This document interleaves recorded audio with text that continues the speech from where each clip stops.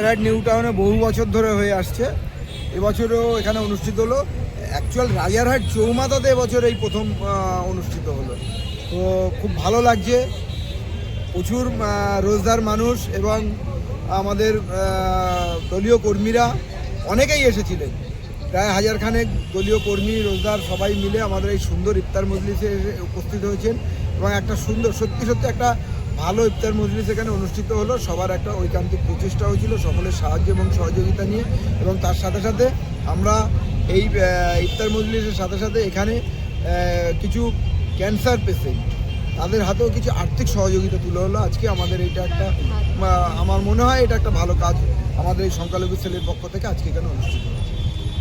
কি বার্তাটা কি আছে ইফতার মজলিসের মধ্য দিয়ে আমরা উপরওয়ালার কাছে এই দোয়া করব, এই প্রার্থনা করব যে বিশ্বে যে যুদ্ধের একটা দামামা বেজে উঠেছে, সেই যুদ্ধটা যত তাড়াতাড়ি শেষ হবে এবং জালিমদের যত তাড়াতাড়ি খতম হবে।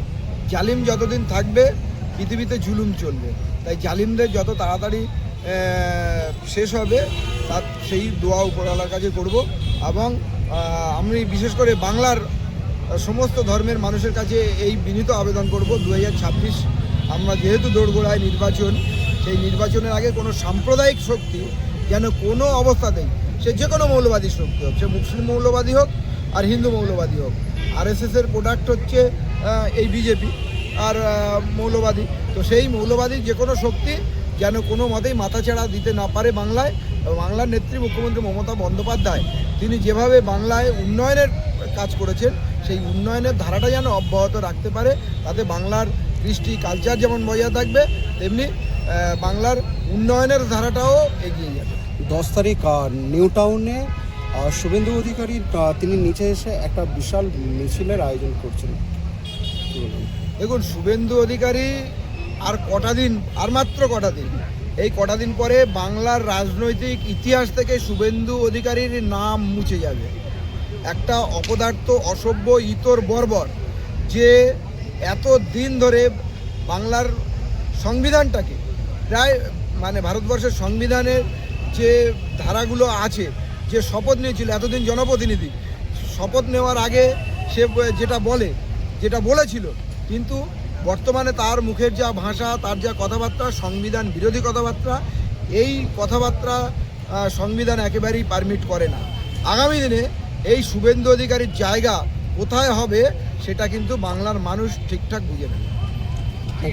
ব্লক তৃণমূল কংগ্রেস মাইনরিটি সেলের উদ্যোগে আমরা এই ইফতার মজলিস এবং কিছু ক্যান্সার রোগীদেরকে আমরা আর্থিকভাবে সাহায্য করেছি।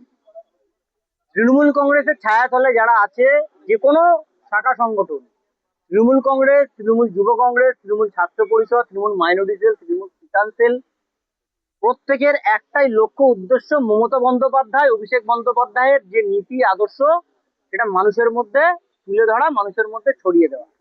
যেমন ভাবে আমরা ইফতার মজলিস আয়োজন করেছি, তেমন ভাবে আমাদের এই এলাকাতে বিভিন্ন পুজো, বিভিন্ন উৎসব, সমস্ত ধর্মের উৎসব আমরা পালিত করি তৃণমূল কংগ্রেসের যে কোনো শাখা সংগঠনের উদ্যোগে।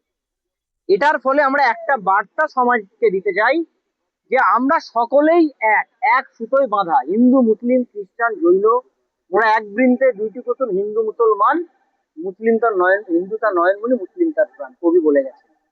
এই কবিতার সারাংশটা যে মানুষ ধারণ করতে পারবে, তার মনে কখনো বিভেদ ঢুকবে না।